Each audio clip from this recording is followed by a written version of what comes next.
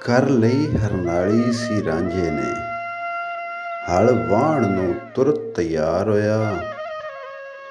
ਹਲ ਜ਼ਿਮੀ ਦੇ ਜਾ ਕੇ ਵਿੱਚ ਜੁੱਤਾ, ਨਾਲ ਧੁੱਪ ਦੇ ਬਹੁਤ ਲਾਚਾਰ ਹੋਇਆ। ਰੋ ਰੋ ਮਾਂ ਤੇ ਬਾਪ ਨੂੰ ਯਾਦ ਕਰਦਾ, ਹਲ ਵਾਹਣ ਥੀ ਖੜਾ ਬਿਜ਼ਾਰ ਹੋਇਆ। ਖੁਸ਼ੀ ਨਾਲ ਸੀ ਖੇਡਦਾ ਦਿਨੇ ਰਾਤੀ, ਬੈਠ ਦਾਇਰਿਆਂ ਵਿੱਚ ਬੇਕਾਰ ਹੋਇਆ।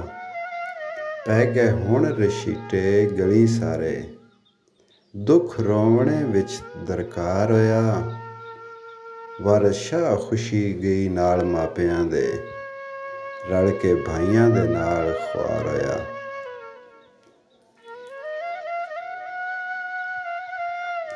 ਰਾਂਝਾ ਜੋਤਰਾ ਲਾ ਕੇ ਥੱਕ ਰਿਹਾ, ਲਾ ਅਰਲੀਆਂ ਛਾਂ ਨੂੰ ਆਉਂਦਾ ਈ।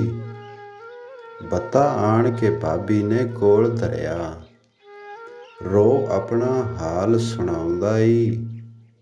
ਛਾਲੇ ਪੈ ਤੇ ਹੱਥ ਤੇ ਪੈਰ ਫੱਟੇ, ਸਾਨੂੰ ਵਾਈ ਦਾ ਕੰਮ ਨਾ ਆਉਂਦਾ ਈ।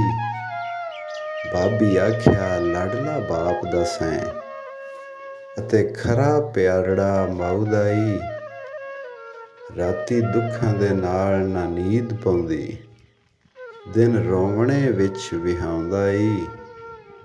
ਵਾਰਸ ਸ਼ਾਹ ਮੀਆਂ ਫੇਲ ਬੰਦਿਆਂ ਦੇ, ਰੱਬ ਕੁਦਰਤਾਂ ਨਾਲ ਅਜ਼ਮਾਉਂਦਾ ਈ।